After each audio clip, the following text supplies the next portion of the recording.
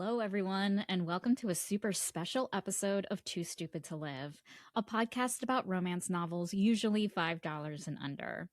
I'm your host, Becky Feldman, and I am so excited to share that TSTL is hooking up with the Under the Covers book blog for a special podcast project called the Ripped and Ravished Book Club, which takes a deep dive into vintage bodice ripper romances and explores how they shaped the romance genre as we know it. So, Francesca from Under the Covers is letting me share these tracks with you, the TSTL listeners, making this a true rom pod crossover. I love the community Francesca created. So, if you're interested in learning more about Under the Covers, be sure to check out the link in today's show notes. So, the two of us will be discussing what many consider to be the book that essentially created what we know of as the modern romance genre, The Flame and the Flower. It was written by Kathleen E. Woodiwiss. It was originally published in 1972, and that is the version we are reading. So yeah, my book smells weird and I love it. And its original price was $1.50. So how it works is Francesca and I are reading and then recording 2 chapters at a time. So if you are interested and are reading along or want to read along, let me just give you a few trigger warnings for the book. These are also topics that we discuss in this episode. There are depictions of abuse, assault, and the first physical encounter with the love interests is considered by many, including myself, to be rape. This first non-consensual encounter is one of the many reasons why this book continues to be so controversial despite its success. But regardless if this is a topic or a plot line that you're just not in a place to think about right now, I encourage you to put this episode aside. So as for a synopsis of what this book is about, but okay, just picture yourself in 1972. You're at the grocery store buying, Jell-O and cigarettes or whatever you bought at the grocery store in the 1970s. You're in the checkout line and you see this book titled Flame and the Flower, and you pick it up and you read the back and it says this: Lovers for the ages. In an age of great turmoil, the breathtaking romance of Heather Simmons and Captain Brandon Birmingham spans oceans and continents. Their stormy saga reaches its limits of human passion as we follow Heather's tumultuous journey from poverty to her kidnapping at a squalid London dockside to the splendor of Hearth Haven, the Carolina plantation, where Brandon finally probes the depths of Heather's full womanhood. Wow, pretty intriguing. And the question is, do you add this book to your cart? Well, you know what? We did. So please enjoy this discussion of chapters 1 and 2 of The Flame and the Flower. I feel like the first thing that I was immediately I thought is Becky, what did we get ourselves into? Mm-hmm. I finished chapter 1 and I'm like, oh my God, what are we doing? Yeah. I mean, we obviously were reading, oh God, I even forgot the Flame and the Flower, because I'm just like the Woodiwiss one, because this is the first romance book and I've always heard about it. We all know it's this not an urban legend, but kind of. Yeah, I guess it kind of is. So it's a mythical creature. It really is. It's the Loch Ness Monster, if you will. But everyone knows what the first chapter is about. We all knew going in. This is the yes. Bible of romance novels, if you will, of modern romance novels. So we went in when you're going to get a cavity filled, you're going to get a cavity filled and you are prepared mentally. Mm-hmm. That's how I was doing it going in. I was it felt like I was honestly, it felt like I was getting an STD test or something of I know this is going to be uncomfortable for a second. I know what I'm getting into. Let me just And you're worried myself. About what's going to happen. Oh my God. Yes. Yeah. For sure. Yeah. And I also have to add that yes, we were prepared, but at least for me, it still was shocking and hard, mm-hmm. even knowing that was going to happen. So right, yeah, because I was not prepared. I thought I was, but no, we weren't. Because honestly, I think that okay, we are readers, and I think part of the reason why I'm speaking for you, but I'll speak for me as well. That sentence, but the opposite. I think that like we are very like empathetic people. We empathize with our protagonists, and so this is the first time, while we've heard about this book anecdotally, this is the first time we are with our protagonist, and I think automatically as empathetic people, we are with her, and so now like nothing, you can hear about things day and night, but when you're walking in a character's shoes, like you are experiencing it for the first time, and that is what happened with us. That is, and now we need the support group.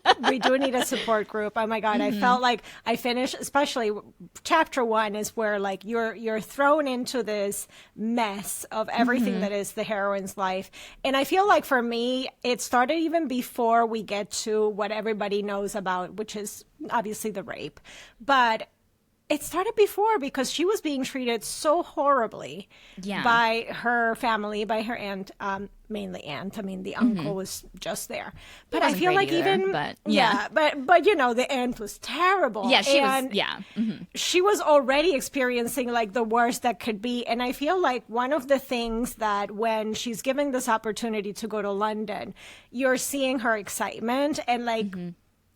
It's almost like you're getting that high before it, and you knew that was coming. You knew that the shoe was going to drop, and I was just waiting for it. It happened pretty fast, but the high of the heroine, and then to get that shock, because obviously she's very innocent. She has no idea about any of these things, and it's like that shock factor of her experiencing that and the disillusionment of. Yeah, you're not going to get that beautiful life that's been promised to you, and, you know, the job and the dowry and the possibility of marriage and whatever illusions she had, you know, made in her head. And that was also horrible, even just from, you know, that perspective. Forget, obviously, the physical, horrible experience that she had, which, God, I mean, twice. And I say twice, counting wise was more, but it was definitely at least 2 people within 24 hours. Yeah. And also it's not even she also murdered someone in between those two physical assaults, you know, and so survival instincts kicked in. Good for her. Yeah. And not that like, I mean, it was like, obviously I feel like he got what he deserved in my opinion, but still it's still like a horrible thing. Like you're an adult for the first time and like within 24 hours you kill someone, you know what I mean? And then it's like, that's a lot there's a lot to take on. But like, to your point, like I will say, like, I'm reading this, you know, kind of with the protagonist the first time, expecting like, I almost like, it kind of reminded me of like a V.C. Andrews book in a way where like the character, it just like everything is so heightened and kind of a little campy with like the way the characters are, with their perspectives, you know, with the aunt, with her. I will say there was one moment when she was like in the carriage with her uncle going out to London, and she saw him look at her a weird way, and she is taken aback by it. And I was like, this is interesting. Like, this is like, oh, okay, you're not dumb, but like you're not as innocent. You know something is off. Your issue was a little awareness. Yeah, she just doesn't know how to. She wasn't following her instincts versus she is just like completely naive to the world. And that actually that was something that did surprise me about that chapter. Yeah, I did notice that too. I feel like also she noticed a lot of times where her the uncle, you know, the aunt's husband, he would sometimes look at her not in a sexual way, but like as in something he realizes something's going on, and she also noticed that. So she does have like the signs of having awareness, but I think obviously for the times it makes sense that she wouldn't feel like she has any way to act on any of that. Also because she doesn't have her real, like, you know, her parents are dead, and she doesn't have the security and stability of what is basically at the time your dowry, your money, your position, and all of those things. So she kind of felt like she had to go along with it. Totally. I mean, that did come through, and it was sad to see. Yeah, because like this woman has been failed again and again by the people who are supposed to protect her. Like she's never had anyone. Like even her father, gambled away her, debts. Her mother passed away. Like I think that like this is someone, and I think that maybe that's why it felt a little VC Andrewsy, because like I think the characters in those books, again, they're being failed again and again by the people who are supposed to protect them, and it kind of like in a VC Andrews book, it kind of like builds up the drama of it all, and like kind of like victimizes these characters. And so that's kind of why my brain like went there of like, oh, this is like soapy, campy, very heightened, Yeah. Yeah, and I can definitely see that once you make that comparison. Another thing that I wanted to make sure that I talk to you about is I've always heard about this book being like this sexual revolution, like all of this. And when it comes to the writing, I also feel like we didn't really get a ton of descriptive, as much as I was expecting, I guess, because of, we're used to reading a lot of that. And I feel like a lot of those, which is great. I didn't need the extra. No. That was my first gut reaction when we're going through some of those scenes. Is I was like, oh, thank God. We're just going to move on past it. I don't know if that changes later on in the book, but I will say that was something I noticed, that it wasn't super descriptive when it came to those scenes, and I was thankful for it. Even if it stays like that throughout the book, I am totally fine with that. But definitely it was good that it's not as much in those moments. Yes, I will give the author credit for that, because like nothing about her rape is like sexualized. Like it is sexual violence, but it really does emphasize this is violence. This isn't anything that's supposed to be remotely titillating or passionate.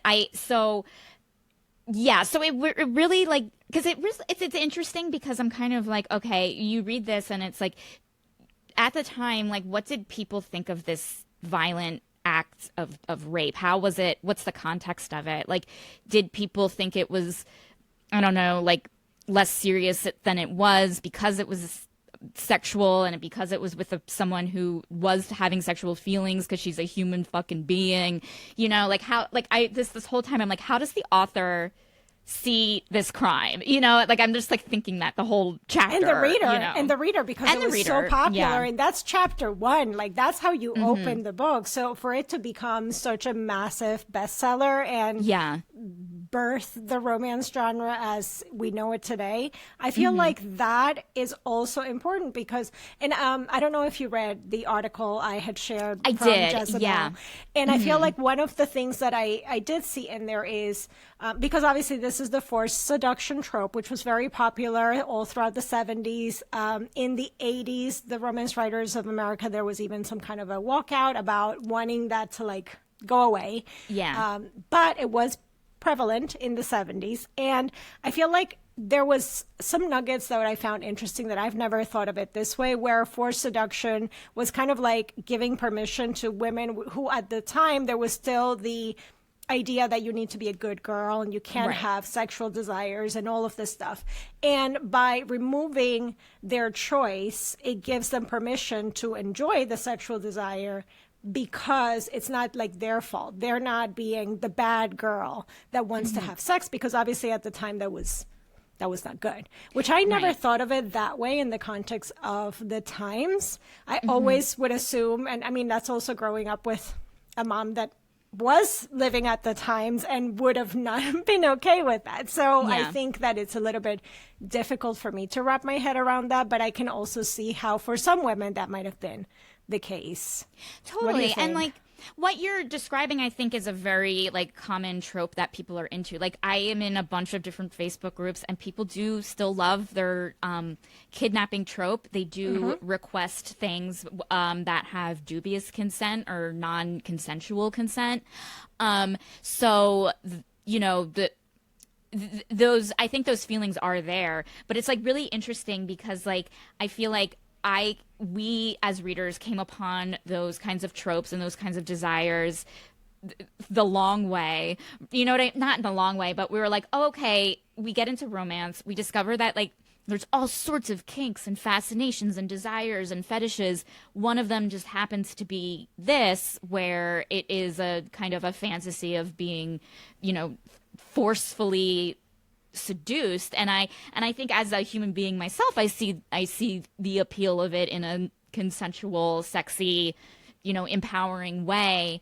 But this what's so surprising is that this is the first. This is like The OG. the OG, and there you don't have the context behind like you don't there's no like research into the psychology of kink, or like research into like consent, or not consent, but like kind of it was just like automatic of like, oh, all women want this, and not Right. it wasn't, oh, this is something that's a very like kind of niche fantasy that people are into. Like this was just like, oh, I think everyone's into it, and da da da da da. And so I think that's kind of what's interesting and weird.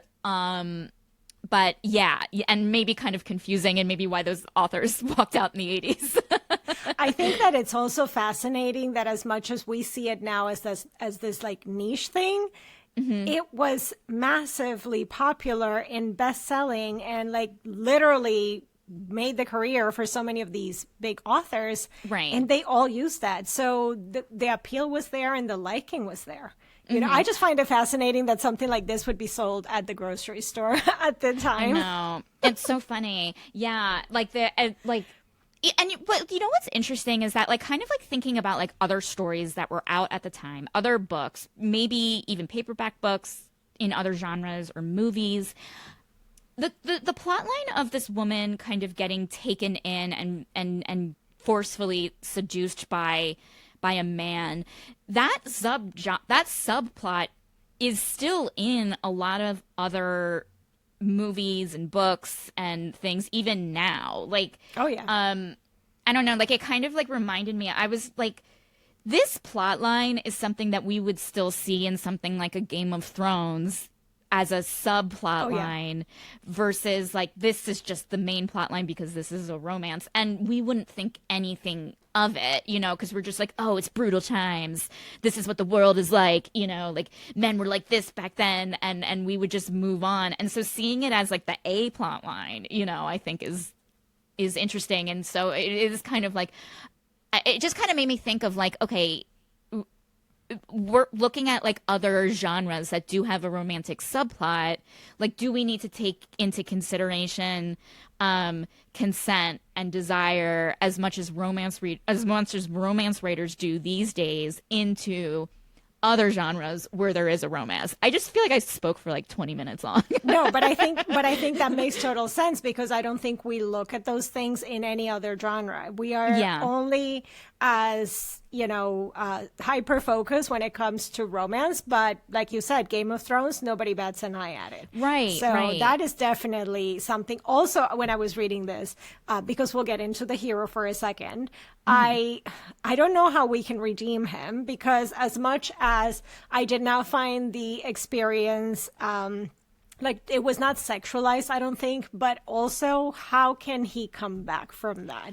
Yes. Because Yeah. I am really struggling. And then the thing is, as much as I'm struggling with that, I was trying to like be critical with myself, and because I do read dark romance and I love a good morally gray romantasy or paranormal or vampire or whatever hero.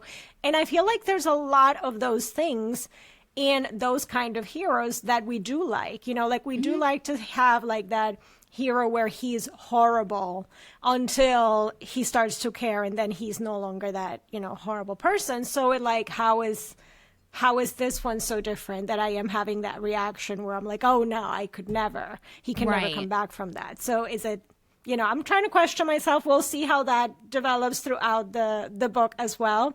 But yeah, I'm like, I'm being more forgiving with like modern romance books for sure.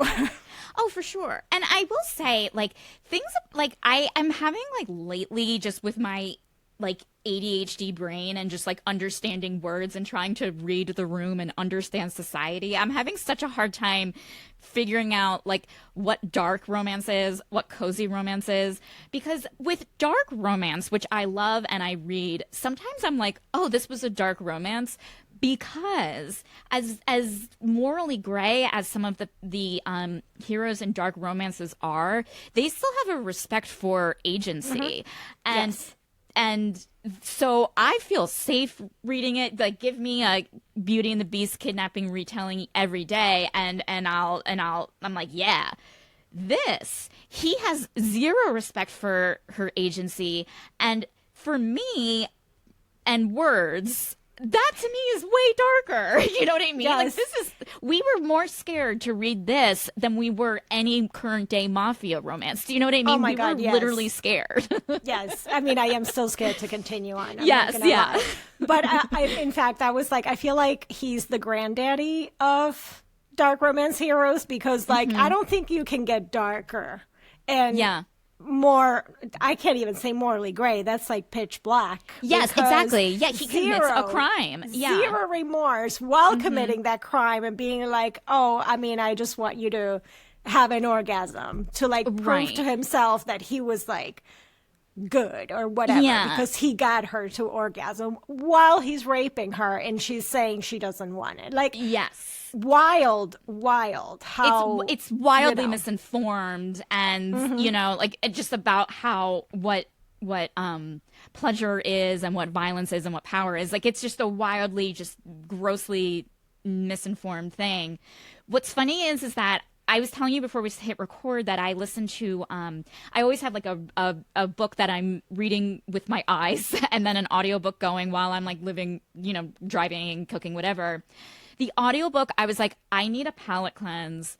The audiobook that I am listening to, palate cleanse from this, is My Soul to Keep, where she is literally getting kidnapped by a demon who eats I other love that human book. beings.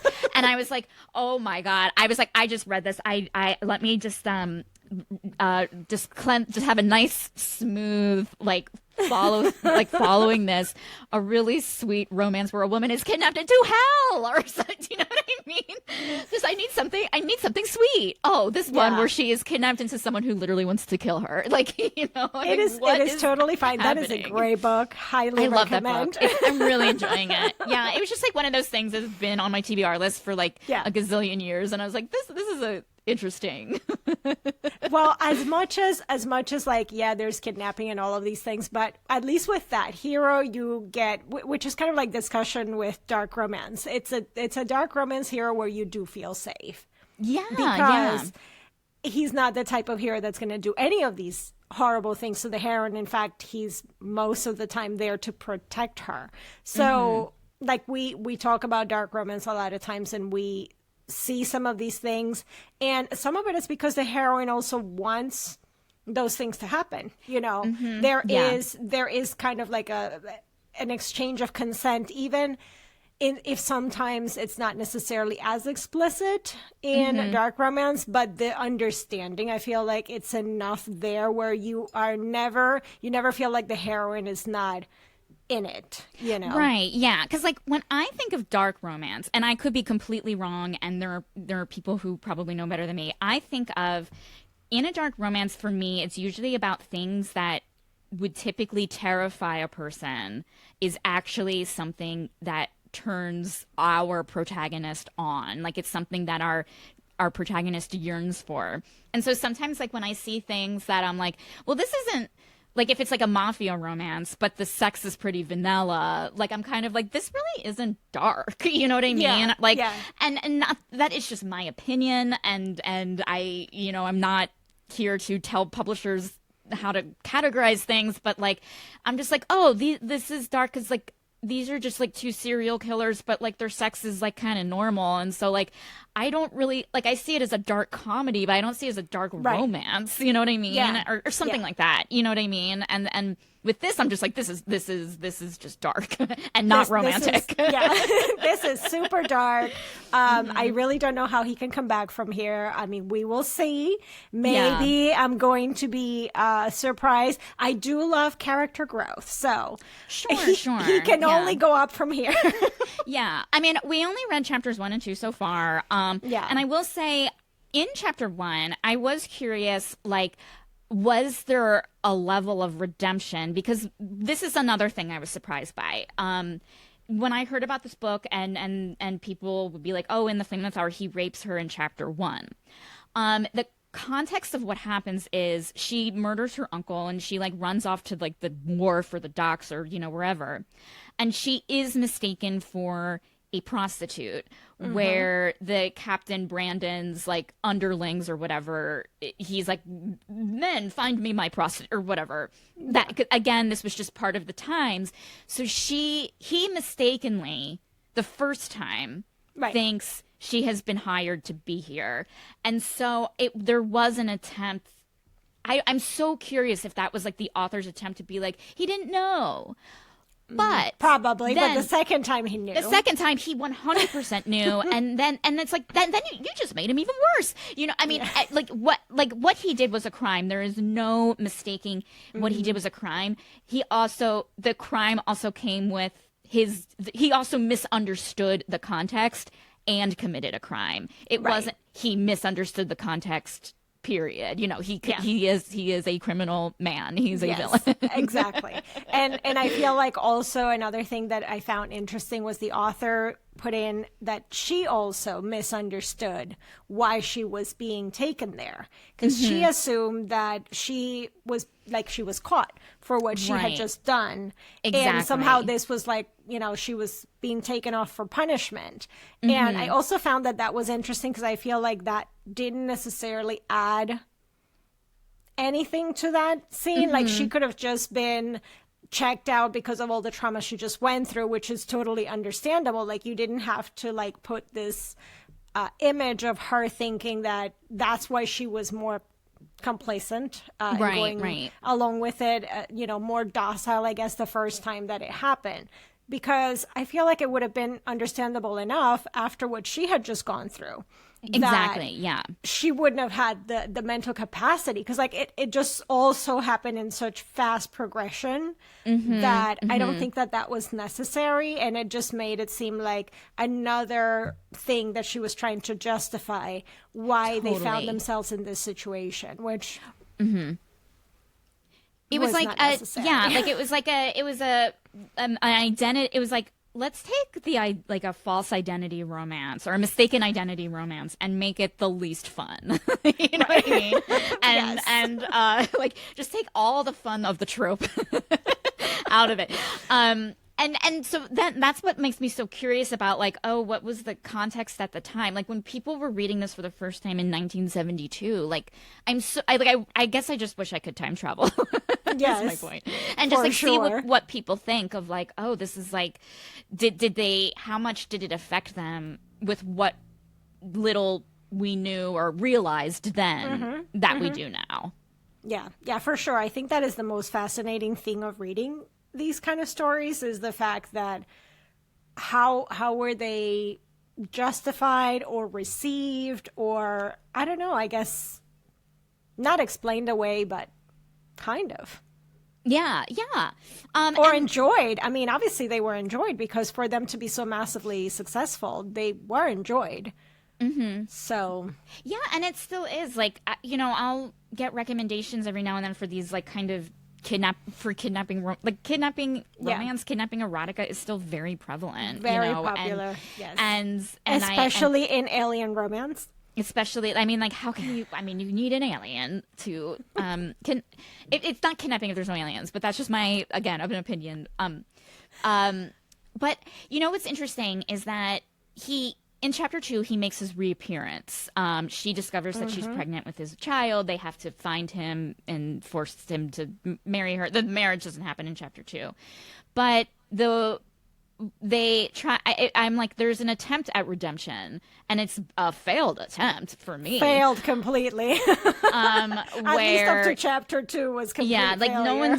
no one's whatever, and where the aunt rips at Heather's dress, and then you see like Captain Brandon come in and be like, "Don't do that," and he like puts a cloak around her to cover her up, and you're kind of left thinking like, but wait a minute, like he was, and they use the term, he was such a cad, and now he's saving her by putting a cloak around her, and I'm like, first of all, what do you think a cad is? Like when I think cad, I think of like, you know, like I think of guys in like the 1950s who drove Corvettes, and when they would get in and out of the car, they wouldn't open the door. They would just hop over the door. Like, those are cads. Right. This guy is not a cad. He is a criminal. Yeah, and even so, like, he does the cloak thing, which, listen, bare minimum. Yeah. But then on the same breath, like, which is why it's like, no, the marriage is still not happening, because he's not even offering marriage. He's recognizing that is his child, and he's like, I'm going to set her up with a house. And basically he's going back to what he was kind of offering her at the beginning, right? You know, when they were together, which is, you're going to be set up for me for whenever I come here, you will serve me, basically. And in a way, that's what he's reverting back to, even though there's a child now. It's like, I'm going to set her up, I'm going to give her a house and some servants, and she'll be fine. And I'm going to stop by whenever I feel like whenever it's convenient for my schedule and I happen to be in the area. Yeah. And like, that to me is like so interesting, because I'm like, oh, what like, I would love to know what it would be like for, like, my brain goes to like a different story for some reason of like, what is it like to grow up really rich, but you're during this time you live with just your mother, and then you have this like rich man coming in every now and then who you're supposed to call dad. Like, I would love, like, to me that makes for such a more interest, like, because it doesn't involve violence, you know, and maybe that's why I'm like, I want to read that like family drama. But you know, like, what's interesting is like going back to like, sometimes like when you see this kind of action in a trope that isn't romance, again, where this kind of romantic plotline is a subplot, and you see the male character like put the cloak around the woman and protect her, and we're supposed to think this guy is a hero. You know what I mean? And I always have I had this joke with my friend, and this is a dark joke, but whenever we would watch movies and a guy likes a girl and she falls asleep and he puts the blanket on her as she's sleeping, and it's we're supposed to think this guy is great, and it's what is she supposed to say? Thank you for not raping me. Do you know what I mean? Basically. You just did the bare minimum. and we can't even thank him for that because he did that already. Exactly, he already did it, you know? And so it's, thank you for not raping me this time again when I'm completely naked in front of you. You're such a hero. Like in these kinds of stories, we're seeing these men kind of rewarded for just basic decency. It's oh, you didn't rape someone, where's your Nobel Peace Prize? Do you know what I mean? What? Basically. We are giving people such a pass. And we still kind of are sometimes, you know? We are, Yeah. and I actually feel thinking back, and this is just me theorizing, but I think thinking back of the times, that is probably what was working. You know, that's probably what was making him redeemable when somebody was reading it at the time. It's oh, but look, he did this. Oh, but look, he did that. And also something that I found interesting while reading up on all of this and the times and all of that, it's also giving women who at the time were experiencing some of those things at home, you know, in their real life, there was a lot more violence, not necessarily in, you know, someone beating them, but some of these things were prevalent, and so that was the way that men were treating them. And in a way, maybe reading a book like this, it's showing that at the beginning you're going through this horrible thing, but maybe towards the end there's going to be that happy ending. And maybe that was the hope and the excitement for reading these kind of stories, because it reflected the violence they were experiencing, and they were recognizing those little things that they themselves saw as oh, well, but he did that, or you know, those little things that were giving them hope. And at the end of the story, that book was giving them but there is a happy ending at the end of that. And that was kind of the hope for their own life, that maybe it allows them to kind of rewrite the narrative of their current. You know what's interesting? When bully romance first came about, I was this is traumatizing. I don't know if I'm going to read it. But then I went on this deep dive on Reddit, and I'm why do people like this? And then I realized oh, bully romance allows people who were bullied to kind of rewrite the narrative, something especially with like a Penelope Douglas when you're younger, like it's a story about, I mean, most of her books, I could be wrong, are like they're rather younger women who are Right. going Yeah. through kind of a bullying situation. It turns out fine in the end. And so when I finally read, was it like Punk 57, I was like so nervous, but then I was like, oh, I loved this. Because again, it allows you to kind of like rewrite a narrative that happened to you, and it's like, oh, now I see it, and I'm like curious if maybe that's kind of the same thing, where this is, people are feeling like they're Heather, and Right. kind of see her get her happily ever after, and Yeah. it kind of there maybe is something healing to their own Yeah. life, like Yeah, I think that for sure there's probably merit to that. I know that there's a lot of people that feel like that reading dark romance in general. Yeah, like for even sure. reading those horrible experiences that do happen in some of the dark romances, and sometimes they're not necessarily by the main character, but they are going through some stuff, and it is healing for Yeah. them. So I think see it. Yeah. that is still validating, and I think that is important. So obviously not everything is for everybody, but I think we can all also approach these kind of stories with some empathy, and right now all the sure. empathy for Heather, because oh my God, Yeah. a lot. And you know what else is interesting is that now we're constantly getting, not constantly, but I can't open up a book anymore without seeing like, here's the content in this book. Right.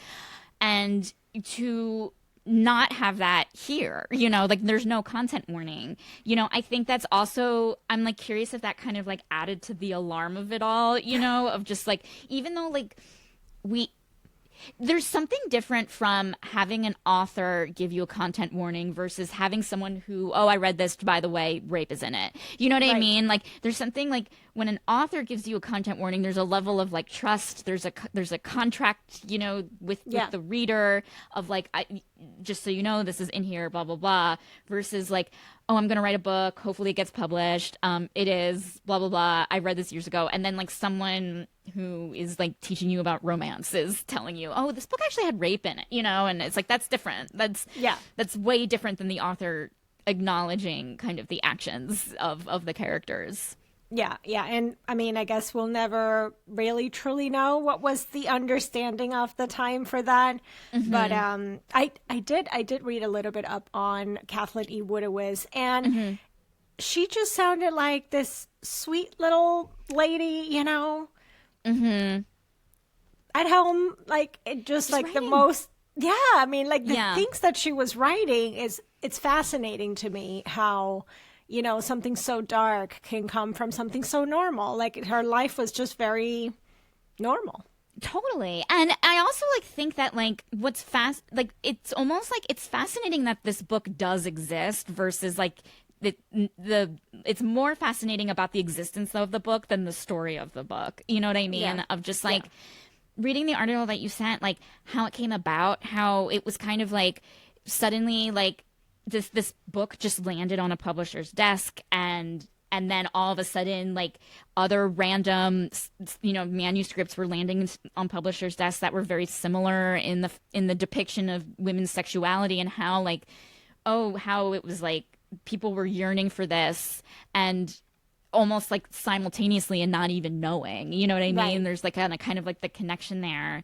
And the fact that this book did so well being only a paperback book, and kind of showing that like, oh, these are what like it kind of just showing that like readers aren't who we think they are, and books don't have to be these like academic things, you know what I mean? And just like seeing the kind of how much people yearn for popular fiction that you can get at the grocery store. Like it is monumental in that way.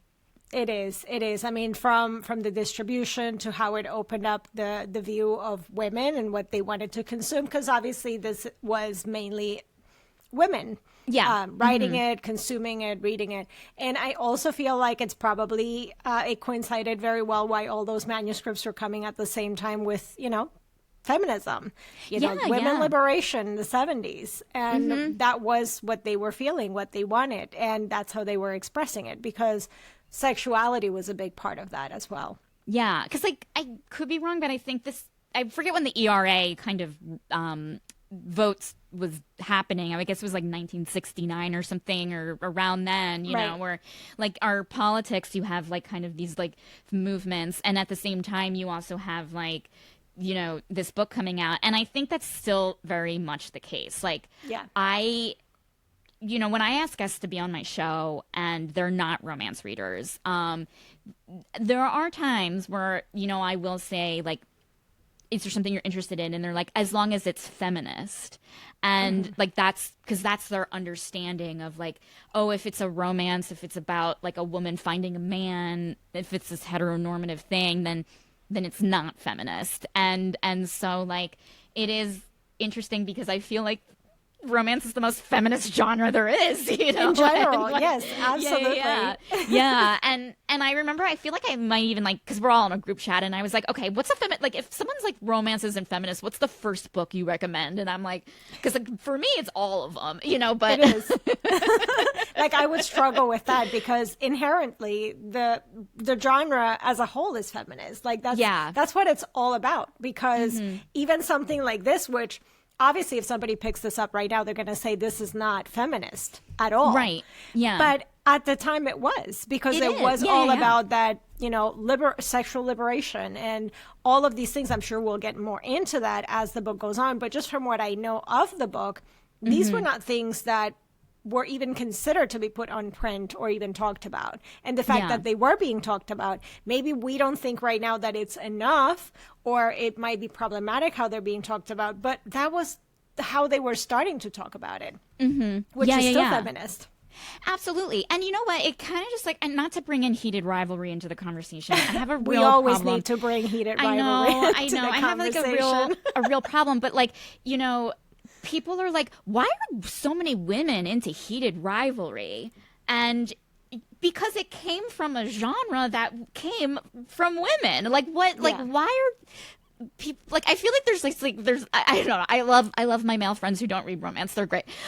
We love them. But they're like trying to put puzzle pieces together that I'm like, the pieces are together, man. Like, it came from a genre that historically catered to women. It doesn't have to cater to women anymore. It doesn't cater to women anymore. It just caters to people who like the genre. So anyone can read romance, but you know, looking at the numbers, more women are reading these books than men. You know, we love these stories. Rachel Reed's such a good writer. It's kind of this lightning, you know, kind of like lightning caught in a bottle kind of moment. But it's like, it shouldn't be like, it's funny to me that people are surprised. I'm just sitting there laughing at people, and the end. I think a big part of the why this is just my opinion. I think that they are surprised because they feel like women read romance to self-insert all the time, and they feel like, well, how are you going to self-insert when there's two men?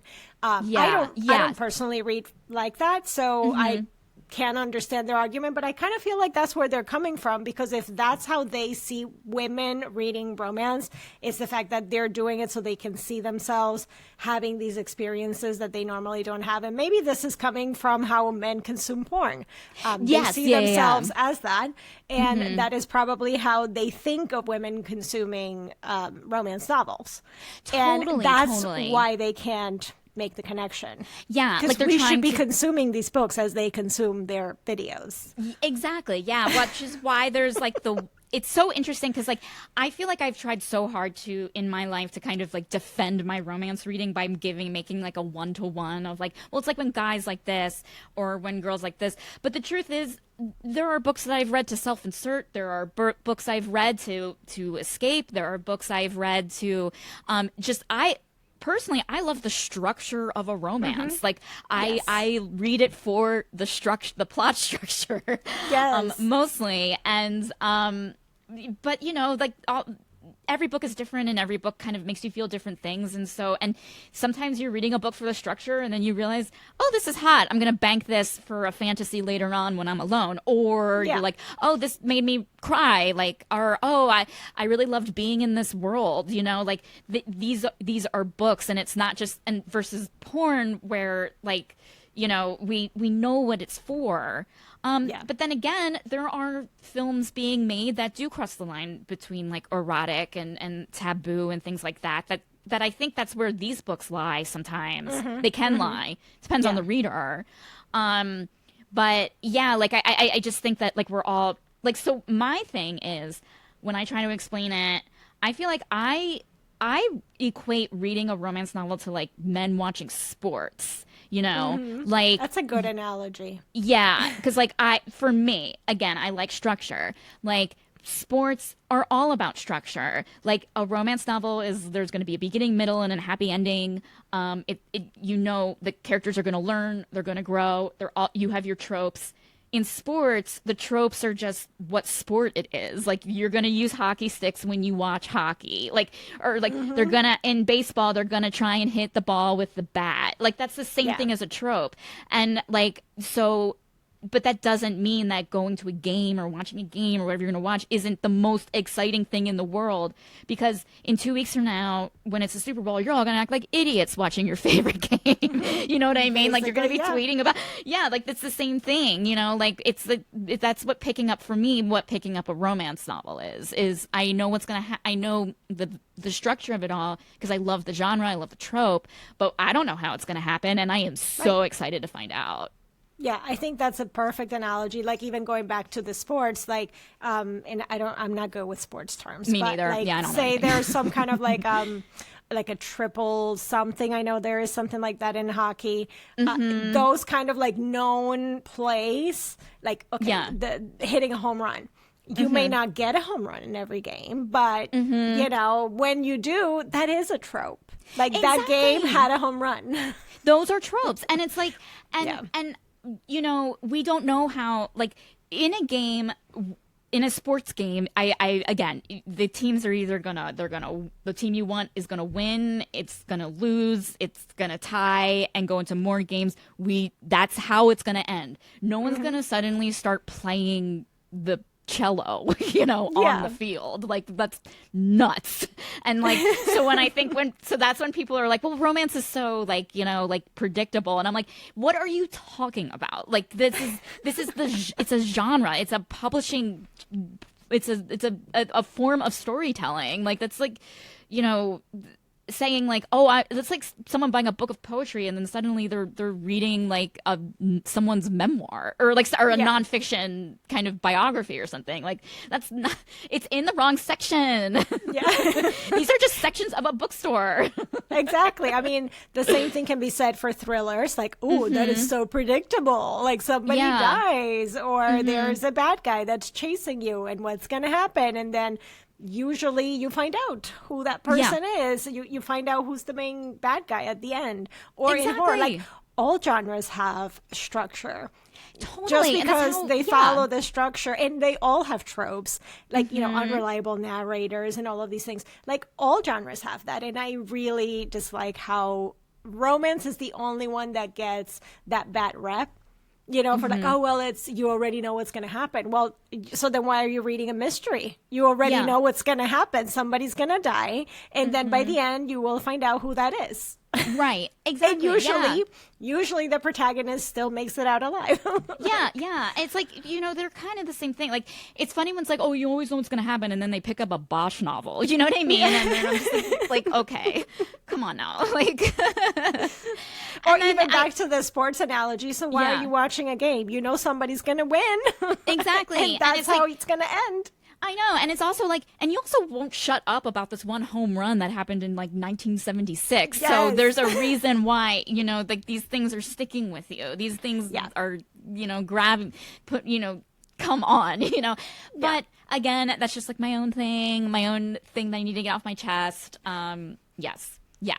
But I also wanted to talk about tropes actually, because I don't think we got to see that yet. And it'll be interesting, maybe something to look for in the next chapters. This is supposed to be like kind of the birth of romance tropes, you know, Yes. in some ways. And obviously we didn't see that yet. No. Except for seduction, which I mean, I just saw the forced I'm glad part. that has Yeah. I'm glad that has been relegated to, you know, a very niche subcategory at the moment. But I am excited to see how, you know, like to identify some of those modern structures of tropes and see how that is presented here. I did find a little bit of a hard time with the point of view switching, because she did Yes. do that a little bit, and I was a little thrown off by that. And I don't know if that was just how the books of the time were, or if this was a stylistic choice by Kathleen E. Woodiwiss. So that part would be interesting to read another author and see if it was just how things were of the time. Do you want to hear something funny? And I am not going to say what book this is or anything like that, or the author's name. I did. I bought, obviously my show is $5 and under, so I'm always buying cheap and free books. I think I did get duped by downloading a book that was written by AI, under, and I like had done a little bit of that AI training for extra money, and just like knowing what comes out of the output. Like I just knew it was AI. And what's so funny is that like when you're putting in a prompt of like, oh, write a romance novel with X, Y, or like write a book about this, and that, AI is going to generate it. And that AI book actually did change perspectives like very drastically, because again, it's a computer or whatever, and it's just like kind of generating what it thinks books are. And so I was like, especially if it was trained with old books that are already probably in the public domain. I don't know if they are, but who knows? But like, exactly. And so it was just like really funny, because I'm like, I was so like, I feel like duped by reading the AI book, and I felt like kind of like a, chump a little bit. Come on, guys. But I was like, well, at least that's probably going to happen to all of us. Yeah, and I'm sure I'm not the only one. But I was like, oh, okay, at least maybe it got my brain kind of in the thing of like, okay, the perspective has changed now. You know what I mean? Like it kind of like it warmed me up a little bit. But yeah, what a bad way to be warmed up. No, terrible. But I did struggle a little bit with that, because I'm like, oh, wait a second, let me reread that first paragraph, because I'm like, where are we and who is talking right now? Yeah, because like there's even perspectives from characters who are side characters, and that's what's so that to me is crazy. And that was also in the AI book, and you're like, this isn't, what are we reading? But then I realized, oh, okay, like now it's all kind of, I'm glad I'm reading this now, and understanding what's happening, and maybe but it they is specifically ask, can you write this book in the style of Kathleen E. Woodiwiss? I would not be surprised. Or if they're like, if they tell the chat GPT or whatever they're using to like write a romance, the computer is programmed to the computer has the knowledge, oh, this was the first major romance novel written, it was the most popular, we're gonna output it in that way just because the data shows, this was popular, and so it's weird. I mean, it's a weird time to be reading this, and it's a weird time to be writing. yeah I mean, on all counts. I think it is a weird time to be reading a book like this anyway, at least for the first time. Yes. I kind of wish that I would have read it earlier, but at the same time, I'm glad that I didn't, and I am able to consume this with my brain today at the same time. Because I feel like maybe 10 years ago, I would have felt different about a lot of things. Yeah. Or I wouldn't have noticed, or, I might have done the same thing, like, oh, well, look, he came over with the cloak, and there's some redeeming qualities there, maybe. Where I'm right now, I'm like, no. Yeah. Like I'm glad I'm reading it now, just after like when I first heard about this book, it was like when I first started doing my podcast, and like, not that I wasn't a seasoned romance reader at the time, but I've learned so much about the genre since doing the podcast. And so reading it now, after like everything, like after all of the people that I've met and everything that I've learned, it is fun to kind of, I'm glad I'm picking it up now with like kind of the context that I have, and learning about like sexuality and like what people find titillating, is understanding consent more. Like I feel like consent is something that like I feel like I feel like we know what consent is, but it's constantly like we still need to look at it and evolve and analyze it and see what it means, like. Yeah, I mean, I guess it's just me growing up and becoming an adult, which is, yeah. Well, yeah, and I also think that at least young women now have a bit of an advantage to, at least where we were, at their age, because things were not as analyzed before, Right, so that totally, we didn't yeah. have the context, and nobody anywhere was there to like say, hey, have you looked at it this way? And maybe this isn't good. And at least now those kind of discussions are available, so they can make better and informed decisions. Totally. And I think something to think about is like, you know, people, like a lot of romance readers like discovered romance by like cleaning out a parent's attic and finding Yes. this book. And Can you imagine as can you a imagine? 12-year-old? I mean, I'm sure so many 12-year-olds read it and they're like, oh, Yes. this is what romance is. And I certainly, and we look back at like kind of like the messages that we got when we were younger. And I mean, obviously I didn't pick up this very specific book Yeah. and read it and think this is what romance is, but there are like other like movies from the 80s or, Yeah. you know, books, novels that kind of romanticized non-consent, and I kind of grew up with, it's like this weird kind of like birthmark in your thought process and your libido Yeah. of what you think love is, and that's why, I don't know, you fuck up all your relationships. I don't know, but that's my point is.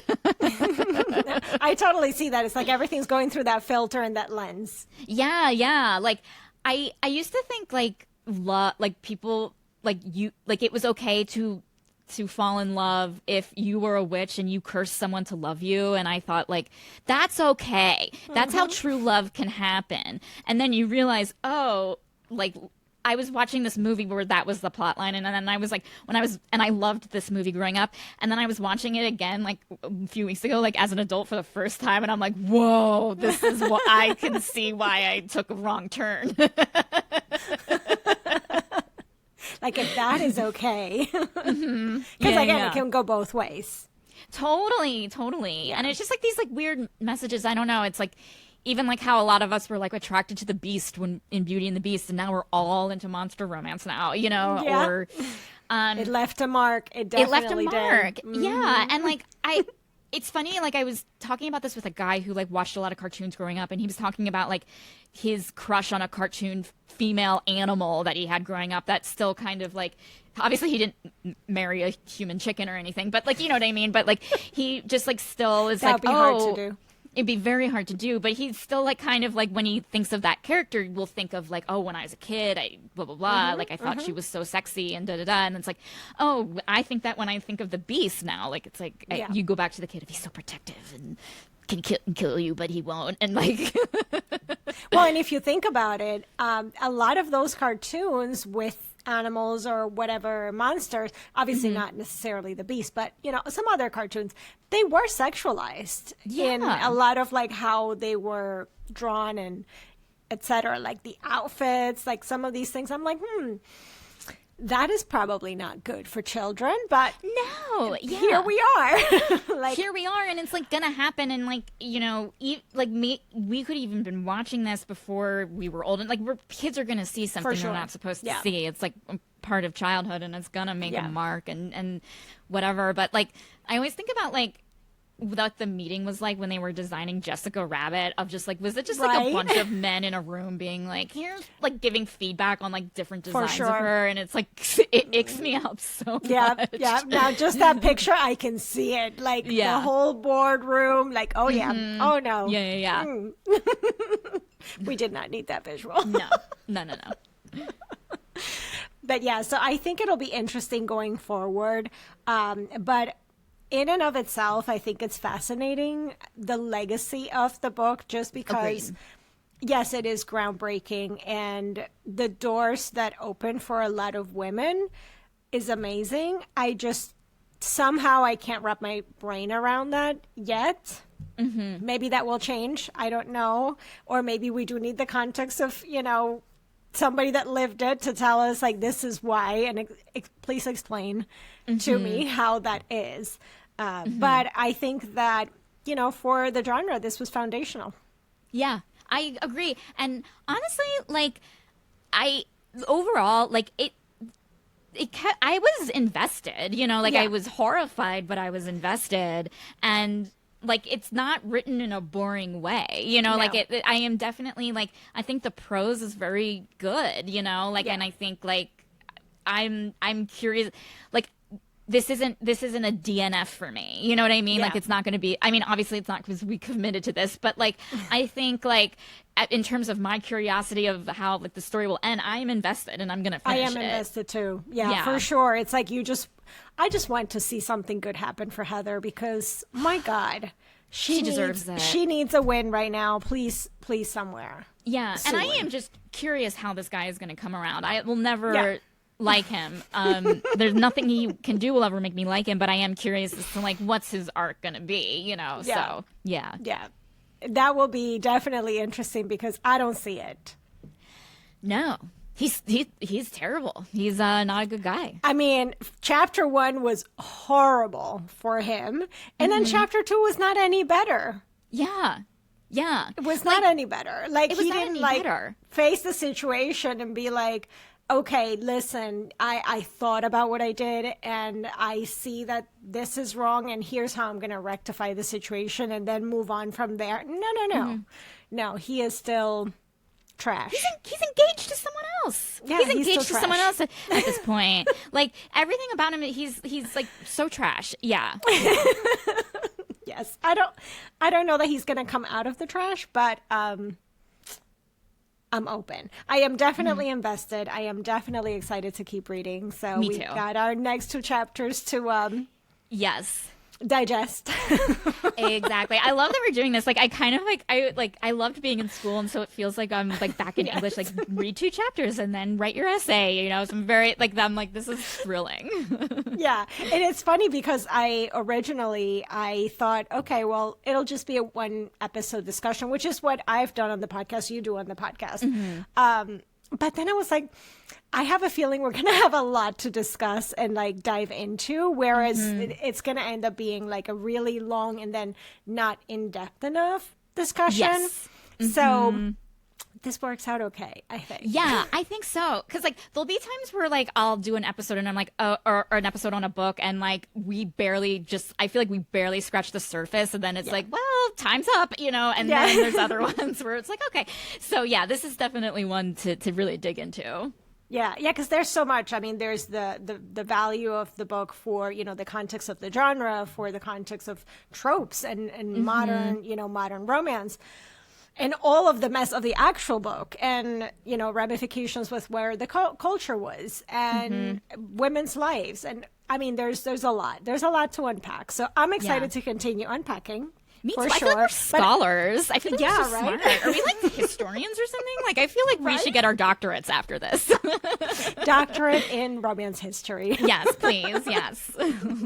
But yeah, and I definitely think that in the next 2 chapters, I would like to see some happier discussions. Yes. Yeah. So hopefully we'll come back with a lighter note. Totally. I think in the next 2 chapters we're finally going to be reading a romance. I hope. Fingers crossed. Oh my God. Even if it starts off with him being horrible while like they're married, like I can totally deal with that. Like that is, I'm used to that. You know, I can even deal with the forced marriage because there's plenty of that in romance right now. So I'll deal with that. I can manage, but Yes, it's just like being a criminal. yeah, That's which he will still be. he will always be. He will always be. Yeah. Oh my God. Well, thank you, Becky. This was so much fun. This is and so I can't much wait to do fun. this again. Me too. Yes, I'm so excited. This is like really jazzing me up, and I'm like, oh, like I can't believe I'm saying this. I'm looking forward to reading The Flame and the Flower, if you can believe it. Right? I know. I feel the same way. It's like I'm excited to pick up the next 2 chapters. Thank you so much for tuning in to Too Stupid to Live. I hope you have a historically significant rest of your day.